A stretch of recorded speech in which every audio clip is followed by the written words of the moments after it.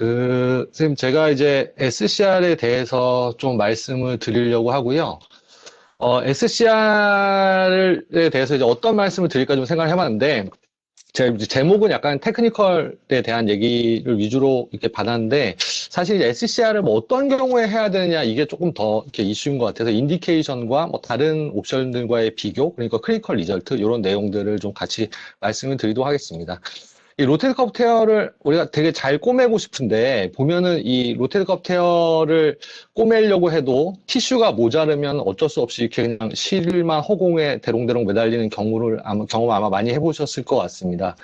그래서 이제 우리가 이럴 때 어떤 다른 방법이 있는지를 한번 생각해 보게 되는데, 사실 SCR이라는 거는 뭐 하나의 아주 독자적인 어떤 테리토리를 가진 프로시저라기보다는 이런 여러 가지 프로시저를 하다가 안 되는 경우들에서 어떤 공약수처럼 나오는 거죠. 그래서 개인에 따라서는 이 영역이 좀 넓을 수도 있고 좀 작을 수도 있고 한 그런 프로시저인 것 같습니다. 인디케이션은 슈도 파랄라이스가 있는 환자가 좋겠죠. 그리고 아스트로플라스티를 한 번 정도 생각해 볼 만한데, 근데 이제 뭐 환자가 또 너무 젊고 너무 이렇게 익스펙테이션이 높은 환자는 또 좀 좋지 않다고 돼 있고, 패티가 좀 어느 정도 좀 심한 환자여야지 어떤 정당성이 부여되는 프로시저라고 하겠습니다. 그래서 포스트 슈피리어 테어가 되는 경우가 제일 좋고요. 반면에 이제 서브스케이프는 좀 인텍트하거나 적어도 리페어빌리티가 있어야 된다. 이게 지금까지 아마 나온 그런 컨센서스인 것 같습니다. OA 너무 심하면 안 좋고요. 본 퀄리티 너무 안 좋아도 인디케이션이 안 되겠습니다. 근데 이제 그럼 과연 우리가 이런 환자를 만났을 때 SCR을 꼭 해야 되느냐? 여기에 대해서는 컨트러버시가 있을 것 같고요. 지금까지 해왔던 이런 다른 프로시저들이 나름대로 또 성공적인 결과를 가지고 있기 때문에 SCR 얘기 전에 이것과의 비교를 좀 먼저 생각을 해봐야 될 것 같습니다. 파셜 리페어는 사실 되게 오래 전부터 많이 해왔던 프로시저고요. 많은 논문들이 사실 서포트를 하고 있는데, 뭐, 김성재 선생님 논문 봐도, 1 리페어 테어에서 그냥 파셜 리페어 좀 해줘도, 컨스턴 스코어나 SST가 비교적 괜찮게, 그리고 국내뿐만 아니라 또 다른 외국 논문들도 뭐 이런 논문들이 많이 있습니다. 그리고 이제 뭐, 심지어는 데브리막만 해줘도 페인 릴프가 뭐 굉장히 괜찮았다. 거기다 심플 리페어만 해주면 뭐 결과 그런 대로 괜찮다라는 논문들도 저희가 많이 찾아볼 수 있습니다. 그리고 이제 컴플리트 리페어랑 파셜 리페어를 비교해 봤는데 꼭 굳이 컴플리트 리페어를 안 해도 파셜 리페어로 밸런스만 잘 맞춰줘도 뭐 결과 괜찮다 이런 논문도 찾아보고요. SCR하고 좀 이렇게 고민하게 되는 게 LD 트랜스포인데 어떻게 보면 이제 환자들 에이지도 좀 비슷한 것도 있고 리버스 전에 약간 시간을 벌어본다는 그런 개념으로 하게 되는데 제가 이제 이 뭐 주제 자체는 SCR이지만 LD랑 SCR을 같이 하는 수술을 예전에 본 적이 있어서 이따무라 선생님한테 본 적이 있어서 그거 잠깐 소개해드리면 이렇게 이제 LD 프로시저를 떼서 시행을 하면서 이걸 뒤에서 앞으로 돌리고 여기다가 이제 이게 지금 LD입니다. LD에다가 그 알로를 감은 거고요. 요거를 포스테리어 슈피리어 쪽에다 고정을 시키고 이 앞쪽에 조금 빈 공간에다가 SCR을 해서 이 위를 이렇게 덮어주는 식으로 또 모디파이해서 하시기도 하더라고요. 그래서 이제 LD에 대해서도 뭐 이렇게 이슈가 많은데 이게 뭐 슈도 파랄라이스는 결국에 막아주지 못하니까 이런 인디케이션이 좀 안 된다라는 얘기도 있고요. 또 반면에는 슈도 파랄라이스가 있는 환자들한테도 LD를 했더니 뭐 상당히 높은 비율에서 펑셔널하게 좋아졌다 이런 비교도 있습니다. 이게 아마 LD에 대해서는 제일 많이 나온 논문인 것 같은데 10개 스터디 메타아날리시스 해보니까 뭐 73점, 포워드 플렉스 130도 결과가 나쁘진 않은데 노말 펑션을 바라는 환자들한테 해서는 안 된다는 얘기도 있고요. SCR 하다 보면 결국에 이제 이 얘기랑 좀 맞닿게 되는데 그럼 영에이지에서 차라리 리버스를 빨리 하면 어떤가에 대해서 한 57세 정도 이 좀 이른 나이에 했더니 생각보다 또 괜찮았다 이런 논문도 있습니다. 그래서 사실 이 SCR에 대해서 이제 얘기를 하기 전에 먼저 사실은 이런 프로시저들과 우리가 좀 비교를 해보고 그리고 이제 각각의 환자들이 무조건 SCR로 갈 게 아니라 어떤 환자들은 LD를 해야 되고 어떤 환자들은 파셜 리페어를 해야 되는지 여기에 대한 고민을 먼저 하고 나서 그 다음에 SCR에 대한 생각을 해보는 것이 맞지 않을까라는 생각을 해봅니다. 테크니컬 면에 대해서 말씀을 드리면요. 처음에 이제 미아타 선생님이 처음 소개하신 SCR은 텐서 파샤 라타를 떼서 이걸 이제 힐링 포텐셜이 좀 좋은 오토랩트를 사용해서 하는 그런 방식인데 문제는 이제 시크니스가 굉장히 제한되어 있고요. 그리고 떼고 나면은 도너 사이트 모빌리티도 많이 생기게 됩니다. 그래서 좋긴 좋은데 양을 많이 좀 획득할 수 없다는 그런 조금 애매한 점이 있죠. 그래서 이제 그리고 뭐 이후에 나온 논문들 보면 결국에 그래프트의 시퀀스가 되게 중요하기 때문에 4mm를 쓴 거에 비해서 8mm를 쓴 게 나중에 바이오메카니컬하게도 훨씬 튼튼하고 결과가 좋다라는 그런 내용이 있고요. 이건 저희가 그냥 바이오메카니컬 테스트 한번 해봤는데 그래프트를 이렇게 넣고 이렇게 당겨보면 결국에 이 그래프트의 두께하고 힘에 따라서 굉장히 영향을 많이 미친다라는 거를 그냥 이제 실험적으로도 쉽게 알아볼 수 있습니다. 논문 찾아보니까 또 요 오토를 쓰는데 오토를 이제 길게 떼면은 또 너무 이제 환자가 스카도 많이 남고 나중에 이제 미용상으로 보기도 좋지 않고 이게 도너 사이드 모비터가 심하니까 이렇게 양쪽을 떼서 텐서 파셜 라타를 터널링을 해서 뜯어내면 많은 양을 얻고도 이렇게 미니멀 인베시브하게 하면은 좋다라는 그런 보고도 있었습니다. 근데 반면에 미국에서 주로 이제 이런 논문들이 많이 나오는데요. 미국에서는 이런 오토랩 떼는 게 조금 이렇게 약간 터부시되는 경향들이 있고, 특히 이제 약간 커머셜한 그런 이제 더말 매트릭스 쓰는 게 조금 전통적으로 있어서, 되게 이제 미국에서 나온 논문들은 오토를 쓰는 논문들은 없고요. 대부분 이제 더말 매트릭스라든지 아니면, 아킬레스 텐던이나 아니면 이런 것들을 사용하는데, 당연히 이제 힐링 포텐셜이 많이 떨어질 수밖에 없습니다. 그리고 이제 알로기 때문에 인플레이션 리액션도 좀 많고, 디지 트랜스미션의 가능성도 있고, 이런 것들이 좀 단점이 되겠습니다. 근데 이제 저희가 이제 오토냐 알로냐를 사실 따질 때 우리가 사실은 텐던이라고 하더라도 결국에는 어떤 생체 조직이라는 거에는 변함이 없습니다. 그래서 저희가 가장 기본이 되는 정형외과 교과서를 찾아보면 그래프팅이라는 거는 결국에 오토를 따라갈 만한 방법이 없고요. 알로로 해서 이제 페일러가 많이 오고 이런 거는 이미 이제 본에서도 많이 얘기가 나왔던 논문인 것 같고요. 소프티슈에 대해서 논문 찾아보면 ACL이나 아니면 이렇게 앵클의 ATFL 할 때도 결국에는 오토를 사용해야지만 힐링 포텐셜이 높아지고 알로를 쓰면 결국에 이제 나중에 이런 리바스큘라이제이션이나 아니면 이런 이렇게 텐더 프로퍼티에 결국에 좋지 못한 결과가 온다는 이런 보고들은 사실 숄더 외에 많은 부분에서 많이 이미 나온 논문들이 많이 있는 것 같습니다. 그래서 저는 사실 이걸 좀 모디파이해서 제가 하는 방법을 소개해드리면 오토랩터와 알로랩터를 같이 사용하는 방법을 쓰고 있고요. 오토그래프트가 반드시 필요하다고 저는 생각을 합니다. 그래서 힐링을 얻기 위해서는 오토가 있어야 되는데 텐셔 파살 아타를 떼서 보통 이제 한 3겹에서 4겹 정도 젓는 방법을 쓰고요. 요거를 아티큘라 사이드 좀 안쪽에 대서 힐링 레이어, 또 아티큘라 사이드 레이어라고 해서 바이올로직 힐링이 좀 얻게 하고, 근데 이 양을 많이 늘리면 좀 문제가 생기기 때문에 이 더말 매트릭스를 이제 서브 아크로메 스페이스 쪽으로 스프린팅 레이어, 버잘 레이어라고 해서 그쪽에 대서 메카니컬 좀 이 프로퍼티를 좋게 해주는 그런 이렇게 믹스업된 방법을 사용하고 있습니다. 이건 전에 이제 비디오 세션에서 한번 소개한 적이 있고 유튜브에도 이 풀 동영상이 다 있는데 혹시 관심 있는 분들은 한번 보셔서 시간 나실 때 보셔도 좋을 것 같습니다. 그러니까 제가 하는 방법을 소개를 좀 드리면요. 텐사 파살 아트를 떼는데 이제 처음에 하이브리드를 하지 않고 오토만으로 할 때는 사실은 인시전이 거의 20cm를 넘어가는 경우가 많았습니다. 사실 이렇게 많이 열고 떼도 텐서 파살 아트를 한 3, 4겹을 접으면 두께가 사실 그렇게 많지가 않거든요. 그래서 초기에는 이제 인시전이 되게 많았는데 하이브리드를 쓰면서는 이제 오토를 많이 안 떼도 되기 때문에 지금은 보통 한 10cm 정도, 10cm보다 약간 작게 열고 채취를 하고 있습니다. 그래서 이제 오토를 떼면 오토를 접어서 매트릭스랑 같이, 더말 매트릭스랑 같이 이제 수철해가지고 이런 식으로 이제 만들어서 쓰고요. 스프링팅 레이어, 힐링 레이어를 이렇게 만들어서 준비를 하고요. 사이즈를 잘 체크하는 게 중요한 것 같습니다. 그래서 수술 중에 결국에 이제 슈피어 캡슐 리컨스트럭션이 굉장히 중요한 부분이 이 그래프트가 앞쪽이나 뒤쪽에 너무 이렇게 치우치게 되면 나중에 메카닉 퍼포먼스가 안 좋아진 원인이 되기 때문에 사이즈도 잘 보고 모양도 좀 이쁘게 하고 밸런싱을 잘 맞춰서 이렇게 하고 포탈은 보통 이렇게 많이 이제 이렇게도 많이 하실 것 같아요. 8개 정도의 포탈을 써서 사용을 하고 있습니다. 수술 동영상 조금 소개해드리면요. 처음에 이제 글래노이드 포탈 3개를 이용해서요. 글래노이드 쪽에 리밍을 해서 이쪽에 소프티슈들 제거하고 그리고 이제 서브스캡을 처음에 이제 리페어를 해서 앞쪽을 좀 잡아주고요.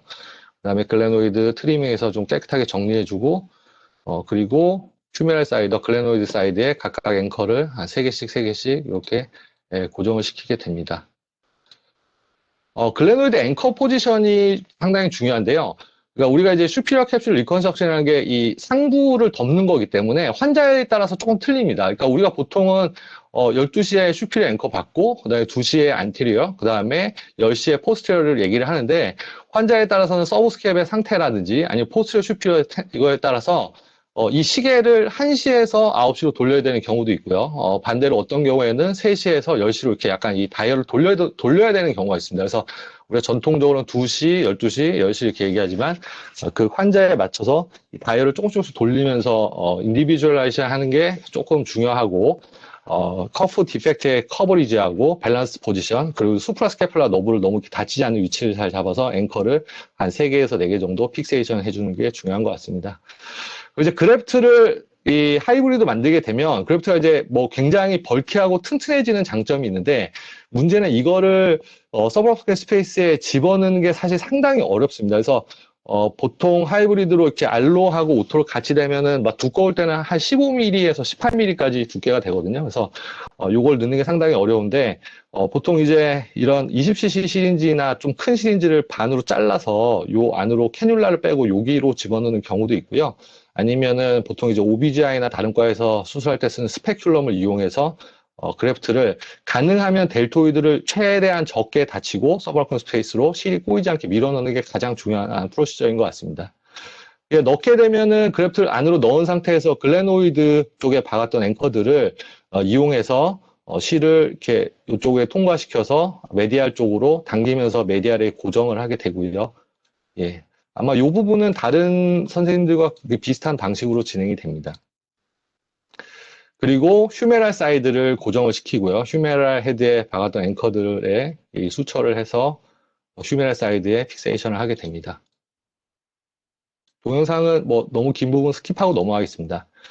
그리고 이제 이렇게 미아타 논문에서도 되게 중요하다고 나온 게 이 사이드 사이드 수처라는 게 되게 중요하거든요. 그래서 이제 이 앞쪽하고 뒤쪽에 그 기존의 환자의 랩넌트 티슈가 이제 뭐 이렇게 아주 심한 사람들은 모르겠지만 대부분의 경우에는 그래도 조금 이렇게 리페어해 줄 만한 부분이 남아있기 때문에 그래프트를 뜨고 인프라나 뒤쪽에 남은 소프트 티슈를 조금 모아서 타일을 해주고요. 여기를 좀 튼튼하게 하는 게 중요한데 한 3포인트, 4포인트 정도 리페어 해줍니다. 이제 앞쪽에도 서브스캡이 대개는 조금 이렇게 맞닿을 만큼은 남아있기 때문에 이 부분도 모아서 한 3포인트, 4포인트 정도 리페어를 해주고요. 이런 식으로 수철하게 되고, 그리고 이제 아티큘라 사이드에서 들어가서 보면은 여기에 이제 오토가 위치하게 되는 거죠. 버잘 쪽에는 그 더말 매트릭스가 있고, 그래서 이런 식으로 수술을 마무리하게 됩니다. 그래서 리컨스트럭션 하는 거 이제 돌려보면서 커버리지 잘 보고요. 그래서 가장 이상적인 거는 뭐 텐션이 적당히 너무 타이트하지 않게 하면서 텐션이 잘 맞고 앞뒤 쪽에 그 어드저스먼트 수처가 잘 위치해서 이 사면이 네 모퉁이가 이 수처로 잘 튼튼하게 시큐어 픽세이션이 되면 가장 이상적인 고정이 되는 것 같습니다. 포스트 오퍼레이티브 아웃컴은 사실 이 SCR 이렇게 인디케이션이 되게 중요한 것 같은데요. 아주 적절한 환자한테 아주 적절하게 잘 시행이 되면, 물론 저도 이게 아주 뭐 긴 롱텀 팔로우 해보지 않았는데, 한 뭐 3개월, 6개월, 1년 정도에서 나타나는 결과는 아주 드라마틱하게 좋은 환자들이 많이 있습니다. 포스트 오퍼레이티브 케어는 보통 저는 브레이스는 한 2달 정도 하고요. 한 3개월 정도부터 조금 이렇게 하라 그러고, 보통 이제 그냥 매시브 환자 내지는 그거보다 약간 더 주의를 기울여서 임모빌라이제이션을 조금 오래 하는 편입니다. 그리고 이제 피트폴에 대해서는 뭐 이게 사실은 테크니컬하게는 뭐 이것만의 특별한 기술이 있다기보다는 저희가 일반적으로 정말 잘 알고 있는 것들, 이제 레스토레이션을 잘 해주고 버섹토미 아크로팔스 열심히 잘하고, 그다음에 가능하면 두껍고 큰 그래프트가 좋게 돼 있고요. 랩넌트 티슈들을 잘 리페어를 해주고, 픽세이션은 약간 슬라이트 에비덕션한 상태에서 뉴트럴 로테이션으로 픽세이션 해주라고 되어 있고, 저도 그렇게 하고 있습니다. 클리니컬 리절트를 조금 정리를 해보겠습니다. 이게 미아타 선생님이 2013년에 쓰셨던 논문인데요. 이 논문이 이제 2007년에서 2009년까지 아마 이때쯤 그 SCR이 처음 약간 그런 이제 인터내셔널 무대에 소개가 됐던 것 같은데, 텐셔 파샬아탈 오토그래프트 사용했고, 24개 케이스 65.1세 정도의 약간 그래도 나이가 좀 있는 환자분들인데, 결과가 너무 좋았죠. AS 스코어가 92점, UCL이 32점, 포워드 플렉션 148도. 그래서 사실 그냥 스몰, 미디움 사이즈를 수술해도 이렇게 좋은 결과가 나올까 싶을 정도로 이런 인디케이션에 대해서도 좀 말이 많았죠. 그래서 정말 SCR 할 정도로 아주 아주 심한 환자들인가 아니면은 정말 리페어가 가능한 환자들 했기 때문에 이렇게까지 좋은 결과가 나왔나 하는 컨트로버시가 당시에도 좀 있었던 걸로 기억하는데요. SCR의 첫 보고치고는 너무 이렇게 좋은 결과를 얘기했던 것 같습니다. 근데 이후에도 사실 뭐 이렇게 그 정도까지는 아니지만 이후에도 뭐 좋은 보고들은 많이 나왔습니다. 그래서 2017년에 나왔던 논문인데요. 에이즈 스코어는 86점, 바스 0.38, AHD도 수술 전에 한 4.5mm였는데 한 2년까지도 한 7.7mm 정도로 잘 유지되고 있다라는 그런 아주 좋은 보고도 있었습니다. 근데 이제 이게 2013년, 14년, 15년 이렇게 논문이 조금씩 나오기 시작하다가요. 2017년을 아마 경계로 하면서 굉장히 임상 논문들이 많이 나오기 시작했습니다. 뭐 계속 많이 나오고 그다음에 이제 보고들도 조금 이렇게 팔로우업이 긴 것들이 나오기 시작하는데 한 6개월, 1년까지는 굉장히 이 스코어도 좋게 나오고 그리고 이제 그 전에 뭐 파샬 리페어나 아니면은 약간 뭐 이렇게 이런 그냥 이제 컨벤셔널 리페어에 비해서는 점수가 상당히 좋았는데 한 2년 가까이 가면은 조금씩 스코어가 떨어진다는 그런 보고들이 나오기 시작하면서 이게 무조건 프라미싱한 건 아니다라는 이런 보고들이 있습니다. 그래서 이게 그런 대표적인 톡시시 선생님이 쓴 좀 약간 대표적인 부정적인 레포트라고 할 수 있겠는데요. 클리니컬 석세스가 74%니까 앞에 나온 미오타 선생님 논문하고는 좀 차이가 많이 있죠. 그리고 에디셔널 서저리를 1년 안에 했던 게 인펙션이나 이런 이제 리비전 SCR 다시 시행하는 경우도 생기고 리버스로 컨버전한 레이트가 이렇게 길지 않은 시간인데도 한 12% 정도는 아스트로플라스로 전환됐다는 앞에 나온 그 논문들과는 좀 대조적으로 그렇게 좋지는 않은 결과를 보고하기도 하였습니다. 근데 이제 그 이후에 뭐 2016년, 17년, 18년에 이걸 조금 더 세분화한 논문들이 이제 많이 나왔습니다. 그러면 이제 좋은 거는 왜 이렇게 좋았으며 나쁜 거는 왜 이렇게 나쁜가 여기서 나왔는데 공통적으로 하는 논문들이 그래프의 이제 시크니스하고 좀 관련이 있다. 시크니스가 두꺼우면은 롱기버티도 좀 있고 환자 펑션도 좋은데 이게 너무 얇거나 약하면은 금방 망가져서 결과가 안 좋아진다라는 그런 분석들의 논문들이 많이 나오고 있습니다. 그래서 최근에는 이제 그 오토그래프트하고 알로그래프트를 좀 비교하는 그런 논문인데요. 아까 말씀드린 데나즈 논문이 좀 비교적 부정적인 논문인데 알로를 쓰니까 55% 절반 이상에서 페일러가 나고 특히 이제 휴메랄 사이드에서 많이 페일러가 났기 때문에 결국에 이렇게 되면 결국에 이제 그 리버스 토탈로 갈 환자들이 좀 많이 생긴다. 이런 논문들이 있었고요. 반면에 이제 미아타 선생님 논문을 보면은 오토를 써서 그런지 뭐 이렇게 이유에 대해서는 정확히 분석은 안 돼 있지만 뭐 이런 논문들에서 힐링 레이트가 훨씬 높았다. 그래서 결국에 이런 어떤 이게 좋은 결과와 나쁜 결과를 가르는 어떤 맥락이 어떤 힐링의 이슈이고 힐링의 이슈에는 이제 어떤 그래프트의 뭐 성상이나 오토냐 알로냐 하는 이 부분들이 좀 배제되기 어렵다고 할 수 있겠습니다. 그래서 요 마지막 슬라이드 좀 정리하고 넘어가 있습니다. 그래서 우리가 매시브 로테이트 커프는 사실 익스텐시브 소프트 디피션시기 때문에 기본적으로 저는 그래프트가 좀 필요하다고 생각하는 편입니다. 그래서 아까 말씀드렸지만 우리가 뭐 파샬 리페어라든지 뭐 이렇게 뭐 여러 가지 뭐 이렇게 그래프트를 사용하지 않고 하는 방법도 있긴 있지만 결국에 이제 티슈가 모자라면은 그냥 수처나 서지컬 테크닉으로 해결이 안 되는 부분이 분명히 있긴 하거든요. 그래서 개인적으로는 그래프트가 필요하지 않나 이런 생각을 하게 되고요. 그래프트를 사용하는 수술 중에서는 이제 SCR이 이제 그래도 많이 이렇게 좀 이렇게 많은 사람들이 관심이 있고 이제 하고 있는데 SCR은 아까도 말씀드렸지만 이제 그 영역 자체가 모든 걸 다 대체할 수는 없고 뭐 리버스로도 좀 애매하고 파샬로도 애매하고 LD로도 잘 안 되는 환자들을 잘 골라서 해야 되기 때문에 여러 가지를 골라야 되지만 그 중에서도 페이션트 팩터를 정말 잘 생각을 해서 셀렉션 하는 게 좋지 않을까 하는 생각을 하게 됐고요. 그래프트에 대해서는 최근에 많은 논문들이 이제 오토그래프트 알로프트 쓰는 이 바이올로직 힐링 포텐셜에 대한 이슈가 많이 있다는 거 말씀드리고 모든 다른 수술과 마찬가지로 결국에는 티슈 퀄러티와 바이오 메카니컬 프로퍼티가 굉장히 중요한 프로시저가 아닐까 하고 생각을 하고 있습니다. 네, 이것으로 마치도록 하겠습니다. 경청해 주셔서 감사합니다. 네, 감사합니다. 윤정필 교수님. 지금 채팅창에 2개의 질문이 올라와 있으니까 대답해 주시고 사실은 제가 작년 2019년 AOS 때 갔을 때는 저 토킷이라는 분이 상당히 부정적으로 얘기를 했어요. 사실은 SCR이 나온 다음에 2016년부터 한 2018년까지는 야, 이거 정말 대단한 거다 하고 정말 미국에서도 붐처럼 얘기를 했었어요. 아스렉스에서도 이런 뭐 인공으로 만들고 뭐 버카트나 아니면 걔 누구죠? 아스트렉스 가이들이 정말 뭐 엄청나게 좋은 수술처럼 얘기를 했지만 실제로 미하타의 논문 이후에 나오는 클리니컬 논문들은 소소인 부분들이 좀 많거든요. 이게 스페이스 이펙트인지 그럼 풍선하고 뭐가 다를까 하는 생각도 좀 있고 실제로 힐링 이펙트가 얼마나 클지에 대한 뭐 이런 문제들은 항상 있기 때문에 우리가 정말 인디케이션을 잘 잡아야 될 필요가 분명히 있습니다. 뭐를 우리가 셀비지로 갈 것이니 누구를 리버스로 가야 될지를 사실은 판단하기가 쉽지 않아요. 쉽지 않기 때문에 잘 판단해서 하는 게 되게 중요한 것 같습니다. 윤정필 교수는 어떤 환자를 아스라이티스가 없을 때 누구를 SCR을 해요? 아까 페이션 팩터 얘기를 하셨지만 가장 중요한 팩터가 뭘로 생각하시나요?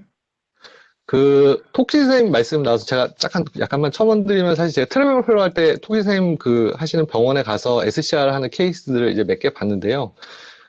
톡시 선생님 논문의 결과가 너무 안 좋은 건 일단 환자 페이지 셀렉션이 너무 좀 나이가 많고, 그러니까 대개는 이렇게 너무 이렇게 리비전으로 하시고, 그냥 저희 기준에서, 이 정도면 리버스 해도 되지 않나, 이런 거를 좀 하시는 것 같고요. 그 다음에 그래프트도, 토이쌤도 뭐 논문에 쓰셨지만, 아소플렉스 같이 너무 얇은 그래프트를 좀 이렇게 쓰는 경향이 있고, 아마 그런 것들이 좀 이렇게 좋지 않은 결과에 영향을 미쳤다고 보지 않나. 그러니까 반대로 얘기하면 이제, 미아타 쌤이 결과가 좋았던 이유는 좀 이렇게 너무 약간, 이 펑션이 좋고 괜찮은 환자들 대상으로 했다고 이렇게 블레임하는 것처럼 약간 어떻게 보면 두 그룹이 약간 양단에 있다는 생각을 들고요.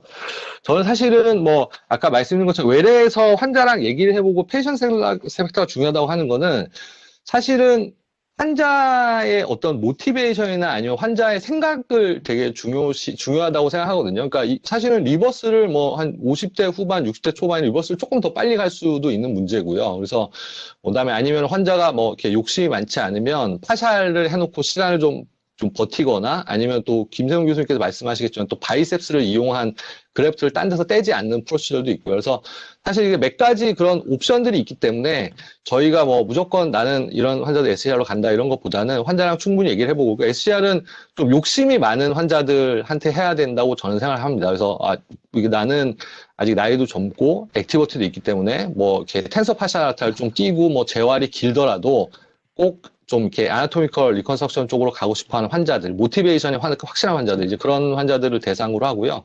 그리고 에이지도 조금은 젊은 편이 맞다고 생각합니다. 그래서 만약에 한 60대 초반이다 그러면 리버스를 좀 먼저 생각하는 것도 좋은 선택이라고 보고요.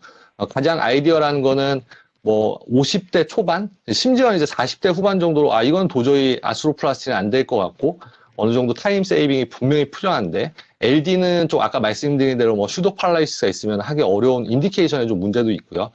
특히 뭐 이렇게 우리나라 사람들이 LD가 짧기 때문에 그래프트가 잘 안 되는 경우도 많아서요. 그런 것들을 고민해 보면 어느 정도 이렇게 SCR을 해야만 되는 환자들의 인디케이션이 좀 정해지지 않을까 이렇게 개인적으로 생각하고 있습니다. 네, 감사합니다. 저도 추가로 좀 여쭤보고 싶은 게 있는데, 그러니까 뭐 나이를 인디케이션으로 뭐 잡는다는 얘기는 알겠는데 이제 그분들이 대부분 불편하다고 생각하는 게 파워가 떨어지는 거 아닌가요? 그 액티비티, 그러니까 뭐 일을 해야 되는데 내가 팔은 잘 들어지고 아까 스토파랄리시스가 좋은 인디케이션이라고 하셨는데 사실은 50대, 40대 이런 사람들이 그렇게 많지는 않은 것 같거든요. 스토파랄리시스가. 그 환자들의 니드는 대개는 내가 레이버러인 경우가 저는 좀 많았던 것 같아요. 근데 그런 분들을 과연 SCR을 해서 그 니드를 맞춰줄 수가 있는지 좀 궁금하거든요. 이렇게 엄격한 기준을, 그러니까 저도 사실 김정민 교수님의 말씀에 되게 이렇게 동의를 하고요. 왜냐하면 페인은 사실 우리가 컨트롤할 수 있는 방법이 되게 많이 있잖아요. 그러니까 사실은 어떤 이게 슈도 팔라이스, 스트렝스 데피시트를 기준으로 보는 게 되게 합리적으로 생각하고, 에이지도 조금 젊고.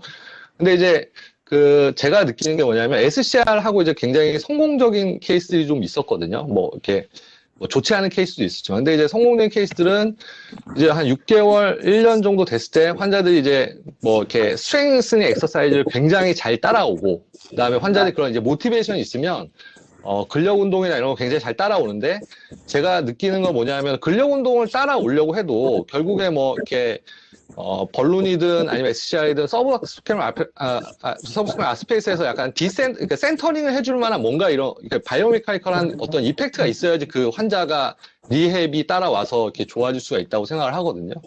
그래서 사실은 뭐 슈도 팔라리스가 있고 뭐 젊은 환자면 SCR을 가장 우선된 인디케이션으로 생각하는 게 맞다고 생각합니다. 예. 근데 그런 환자들이 그렇게 많지는 않은 것 같습니다. 교수님 말씀대로. 예. 예를 들어서 이제 리버스를 한다는 설명을 하잖아요. 수술을 하기 전에 환자한테 당신이 팔을 못 드는데 리버스를 하면 저 같은 경우는 한 적어도 4 이상은 될 거다.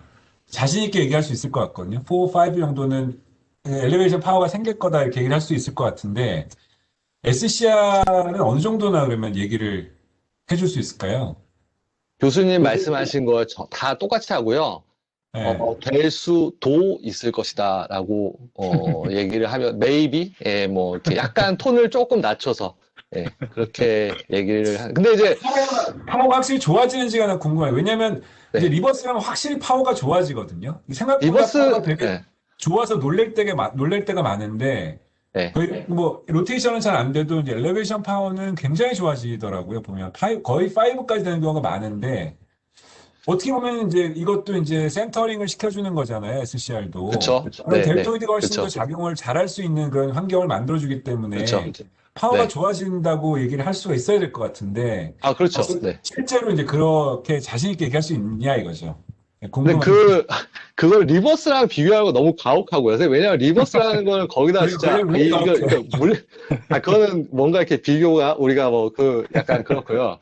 근데 이제 결국에는 이제 근데 이제 저도 SCR하고 결과가 좋았던 케이스는 그러니까 하면서 느낀 건 뭐냐면 이게 모든 환자는 아니지만 정말 뭐 아까 뭐 논문 보시면은 AHD가 한 4mm에서 8mm, 9mm 하면 이게 리버스처럼 막 이렇게 랭스닉이 뭐 20mm, 25mm씩은 안 돼도 한 분명히 5, 6mm 정도만 센터링이 좋아져도 파워가 확 좋아지는 환자가 있거든요. 분명히 그런 환자 있습니다. 근데 리버스만큼 확실하진 않죠. 근데 SCR은 리페어가 아니잖아요. 그렇기 때문에 파워가 좋아질 리가 없어요. 리버스는 센터 오브 로테이션을 디스탈로 가니까 델토이드의 레버암이 커지니까 파워가 좋아질 수 있지만 SCR은 파워를 좋게 하기 위한 수술은 절대 아닌 것 같아요.